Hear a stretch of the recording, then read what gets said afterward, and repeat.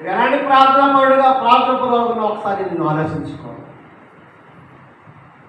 దేవుడి సన్నిధి చేస్తున్నారు ఈ ప్రార్థన.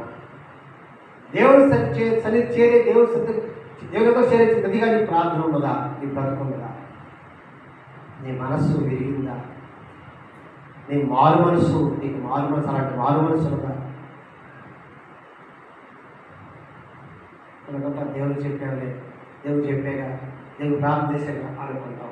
అందరికీ తెలుసు అది వెళ్ళిందో వెళ్ళలేదో, ఆయన దాన్ని రక్షించడం లేదో, దాన్ని చూశాడో లేదో, మరి ఆయన సరిగ్గా చేరిందో లేదో ఆలోచించాం. ఏలియా చిన్న ప్రార్థన చేసి అలసిన మీదట ఇక సరిపోదామని చెప్పేసి దేవుడికి అప్పగించుకున్న ప్రాణం తీసుకో, నా పిల్లగా నేను గొప్పవాడు కాదయ్యా తీసుకొని చెప్పి అలా పడుకునేటప్పటికీ దేవుడు అక్కడ లక్ష్యం ఉంచి వెంటనే ప్రార్థనకి రిప్లై ఇచ్చాడు. వెంటనే దోమగారు వచ్చి తట్టారు. నిద్రపోయాడు లేపారు. ఒక దేవదూత వచ్చి అతన్ని ముట్టి నీవు లేచి భోజనము చేయమని చెప్పాడు. చూచినంతలో అతని తల దగ్గర నుప్పుల మీద కాల్చిన అప్పమును నేల పుట్టియు కనబడెను. ఇప్పుడు ఏం చేశాడు?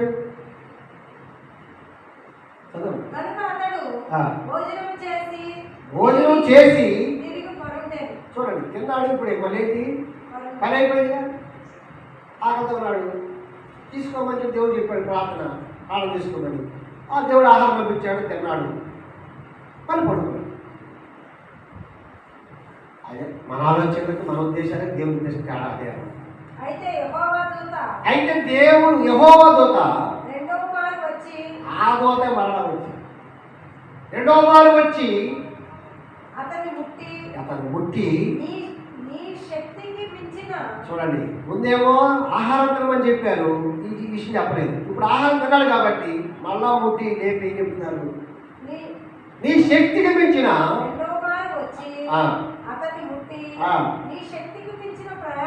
నీ శక్తికి మించిన ప్రయాణము నీకు సిద్ధమై ఉన్నది. నీవు లేవాలి. లేచిన తర్వాత నువ్వు చేసే పని ఏంటంటే నీకు అక్కడ సిద్ధపరిచినటువంటి ఆహారం భోజనం ఉంది కదా, ఆ భోజనం చేయి చెప్పినప్పుడు అతడు లేచి భోజనం చేసి ఆ భోజనము బలము చేత రాత్రి పగళ్ళు ప్రయాణము చేసి దేవుని పర్వతమని పేరు పెట్టబడిన హోరేమునకు వచ్చి అచ్చట ఉన్న యొక్క గుహలో చేరి బస చేశాడు.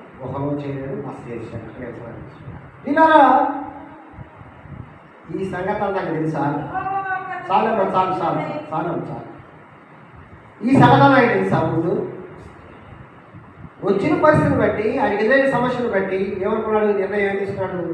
నేను చనిపోవాలి, దేవుడిని తీసుకుంటే బాగు, నా ప్రాణం తీసుకుంటే బాగు. ఇక్కడ నా జీవితం ఇంకా నాకంటే మనగాడు నా పితరులు ఎంతోమంది నాకంటే గొప్పవాళ్ళే, ఎక్కువ వాళ్ళు నాకంటే గొప్పవాళ్ళు ఎక్కువ వాళ్ళు వెళ్ళిపోయారు.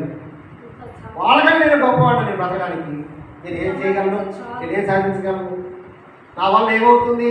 ఈ రీతిగా నిరాశ నిస్పృహలోకి వెళ్ళిపోయారు. ఏం చేయాలి? ఎలాంటి పరిస్థితుల్లో దేవుడు బలం చూడండి. అందుకే దైవజనుల ద్వారా మరి దేవుడు రాయించిన పాట ఏంటంటే, నీ బలహీనతకి చూడకు, నా బలము తట్టిదిగో చూడము, నీ బలములకు మించిన పనులు నా బలము వలనే కదా చేయవలసి. మన బలం ఏ పాట చెప్పండి? కాస్త నడిస్తే అలాగే, కాస్త అంతర కాస్తే ఇంతర గాయలే, కాస్త తింటే ఇంకా తినలేదు కదా, కాస్త సహాయం చేయగలిగితే మరో సహాయం ఇంకోసారి చేయలేదు.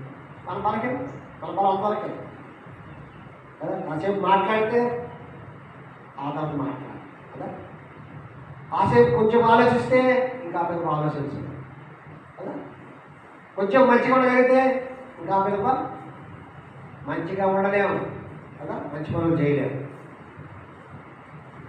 బలం చెప్పండి మంది. ఎప్పుడు బలవంతులు అప్పుడే బలహీనం. అయితే దేవుడిని ఆశ్రయిస్తే ఎప్పుడు బలహీనం అప్పుడే బలవంతులు.